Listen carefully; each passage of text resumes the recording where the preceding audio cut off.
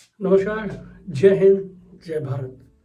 बहरहाल आज मैं आपके सामने आया हूँ उत्तर प्रदेश के बारे में कुछ बात करने के लिए। अब आपको पता ही है कि उत्तर प्रदेश में एक घमासान युद्ध हो रहा है। आने वाले समय में उत्तर प्रदेश देश की दिशा और दशा को निर्धारित करने वाली है और ये दिख रहा है कि जिस तरीके से इलेक्शन का जो माहौल है इस सर्दी में भी गरमाया हुआ है। जी हाँ, आज उत्तर प्रदेश में वही हो रहा है जो कुछ महीने पहले बंगाल में हो रहा था। ठीक पहचाना।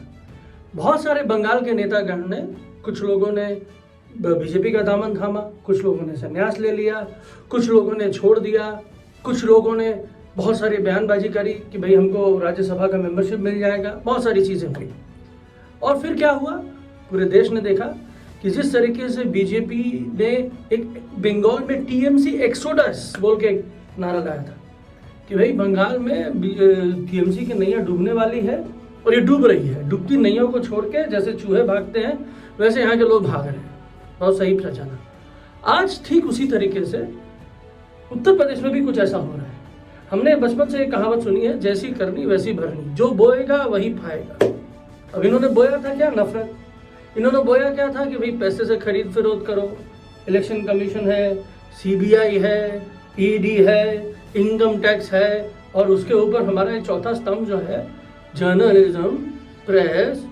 जी हाँ, हमारा जो प्रेस है, हमारी जो पत्रकारिता है वो भी एक बहुत बड़ा स्तंभ रखता है बीजेपी के सपोर्ट में, क्योंकि वहाँ पे बहुत सारे चाणक्य आ जाते हैं। अब हुआ क्या है इन कुछ दिनों में, मैंने काफ़ी दिन पहले जब मैं उत्तर प्रदेश का दौरा करके आया था तभी मैंने बोला था कि एक बहुत रोष बीजेपी के कार्यकर्ताओं में, साथ ही साथ बीजेपी के नेतागण में है। और वो ठाकुरों में भी है, वो ब्राह्मणों में भी है, वो पिछड़ी जातियों में भी है, वो अल्पसंख्यों में भी है, साथ ही साथ वहाँ पे जो लघु उद्योग वाले हैं, जो छोटे व्यापारीगण हैं उनमें भी है और युवाओं में भी है। युवाओं में एक रोष है कि भैया नौकरी जिस तरीके से छीनी गई है उनकी, साथ ही साथ जिस तरीके से घोटाला किया जा रहा है कि पेपर्स लीक हो जा रहे हैं, ये सब एक बहुत बड़ा माहौल क्रिएट कर रहा है। और जो नफरत की राजनीति और जो नफरत पैदा करने वाली जो राजनीति बीजेपी की रही है और जो नफरत से नफरती फैला रहे हैं, ये भी एक तरीके से जो मिडिल क्लास लोग हैं उनको काफ़ी चिंतन में डाल दिया है। आज आपने देखा है कि जिस तरीके से वहाँ के लेबर मिनिस्टर, और उनका नाम है स्वामी प्रसाद मौर्य। जी हाँ, ये कभी बीएसपी में हुआ करते थे, फिर बीजेपी में पहुँच गए और आज वो लेबर मंत्रालय छोड़ के उन्होंने उम्मीद करी कि वो सपा में जाएंगे। अभी तक उनका सपा में जाने का तय नहीं हुआ है, क्योंकि कल उनका डिले है एक दिन, उसके बाद वो लोग जाएंगे। वहाँ पे धर्मेंद्र सिंह सैनी में भी बहुत सारी बयानबाजी करी, उन्होंने भी इस्तीफा दे दिया बीजेपी से। मुकेश वर्मा जी हैं, वो भी उन्होंने भी इस्तीफा दे दिया और उन्होंने बहुत बड़ा बयानबाजी किया।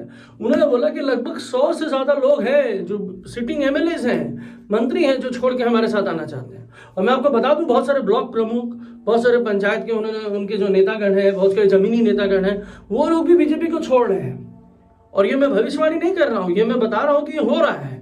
और इसी के दौरान हमारे जो नेतागण हैं, जो बीजेपी के बहुत बड़े वरिष्ठ नेतागण हैं, जो उनका जो थिंक टैंक है, चाहे वो योगी जी हो, चाहे अमित शाह जी हो, चाहे वहाँ के अपने अध्यक्ष हो उत्तर प्रदेश के, सब लोग बहुत बड़ा मीटिंग कर रहे हैं, बहुत बड़ी मीटिंग चल रही है, बहुत चिंतन में लोग हैं, क्योंकि उनको पता है कि अगर वो यूपी हारेंगे तो देश हार रहे हैं। और अभी उनके पास एक और चिंतन हो गया है। वो जैसे होता है, कहावत होती है, एक और कहावत मुझे याद आती है कि भाई सांप जो होता है वो छुछुंदर को पकड़ लेता है तो ना वो निगल सकता है ना उगल सकता है। तो क्या ऐसी स्थिति योगी आदित्यनाथ जी की भी हो गई है क्या बीजेपी के लिए कि भाई ना, समझ रहे होंगे जो मैं बोलना चाहता हूँ। लेकिन ठीक है, मैं इसके बारे में टिप्पणी नहीं करूँगा। कुछ एक बातें मैं आपको बताना चाहता हूँ। ईमानदार जो शब्द है, मुझे पता है कि राजनीति में उसका कोई मूल्यांकन हो ही नहीं सकता, क्योंकि बहुत कम मूल्यांकन कर सकते हैं उसका। लेकिन जो ईमानदार शब्द है वो जर्नलिज्म में तो काम आता ही होगा। जी हाँ, जर्नलिज्म में काम आता होगा भाई, पत्रकारिता में काम आना चाहिए। तो हमारी जो एक ओम कश्यप जी हैं, और अभी अखिलेश जी का कुछ इंटरव्यू चल रहा था जिसमें उन्होंने ईमानदार शब्द को बहुत प्रकार रूप से बताया, तो शायद उनको खराब लग गया। हाँ, अनिवार्य है कि उनको लग रहा होगा कि भाई कितनी ईमानदार बातें ये कर रहे हैं, तो वो अखिलेश जी के ऊपर गुस्सा हो रही होंगी। लेकिन ये हुआ। इम्पॉर्टेंट यहाँ पे ये है कि आज जब उत्तर प्रदेश की जो लड़ाई लड़ रहे हैं, उत्तर प्रदेश में सबसे बड़ी बात क्या हुई कि इन्होंने जुमला जो दिया, सपना जो दिखाया, अलग अलग बातें, इतने बड़े बड़े सपनों को जो दिखाया, जुमला जो इन्होंने दिखाया, आज वो जुमला फट चुका है। जैसे कालीराम का ढोल फटा और वही हुआ है बीजेपी के साथ। तो आज मैं आप सबको से पूछना चाहता हूं कि आज जो बीजेपी के जो नेतागण हैं, जो बीजेपी के जो एमएलएज हैं, बीजेपी के जो ब्लॉक प्रमुख हैं, ये बीजेपी छोड़ के अगर सपा में जा रहे हैं या किसी दूसरी पार्टी का दामन थाम रहे हैं तो क्या कारण है? और बीजेपी क्या करती है कि भाई जो छोड़ता है तो उसके ऊपर पुराने पुराने केसेस आ जाते हैं, जैसे स्वामी प्रसाद मौर्य जी के ऊपर जो केस हुआ कि 7 साल पुराना केस उनके ऊपर आ गया। ये सब चीज़ चलेगा, इलेक्शन कमीशन अपना काम करेगी, सीबीआई अपना काम करेगी, ईडी अपना काम करेगी, सब चीज़ वो करेंगे। लेकिन ये जानने की जरूर आवश्यकता है कि डबल इंजन वाला जो नारा था बिखर रहा है और लोगों दिखा रहे हैं कि नहीं भाई हम आपके साथ नहीं हैं, क्योंकि घर का ही जो आदमी है वो जानता है कि क्या तकलीफ है उनमें, क्या घुटन फील कर रहे हैं, किस तरीके से पिछड़ी जातियों को दरकिनार कर दिया गया, किस तरीके से डिप्टी सीएम को टूल ले जाना पड़ता है मीटिंगों में, कि बहुत सारी चीज़ें हुई हैं और इसका संज्ञान उत्तर प्रदेश की जनता लेगी। आने वाले समय में उत्तर प्रदेश की जनता इन घृणा से ग्रसित भ्रमित जो पार्टी है और भारतीय झुट्टा पार्टी जो है इसको दिखाएगी कि भैया आने वाले समय में उनको क्या चाहिए।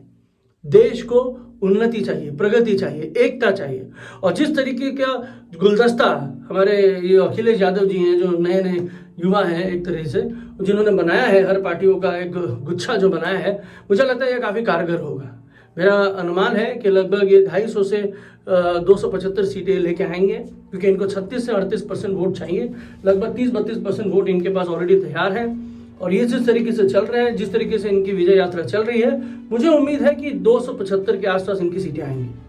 मैं आप लोगों से फिर जुड़ूंगा, मैं कुछ और बातें को लेके चलूंगा और अगले एपिसोड में मैं आपको बताऊंगा कि उत्तर प्रदेश में जाति समीकरण में किन किन पार्टियों के साथ ये जुड़े हैं और उनका क्या वोट परसेंटेज और क्या इम्पैक्ट वो पड़ेगा। अब इम्पॉर्टेंट ये है कि सबको एक लेके चलना है, देश को मजबूत बनाना है, सबको एक लेके चलना है। और जिस तरीके से बीजेपी जो कर रही है और बीजेपी जो फील कर रही है, जो महसूस कर रही है, अब उनको सही में चाणक्य की आवश्यकता होगी। और मैं उम्मीद करूंगा कि जितने भी हमारे पत्रकारिता बंधु बांधव जो लोग हैं वो अच्छे अच्छे चाणक्य को वापस से लाएं।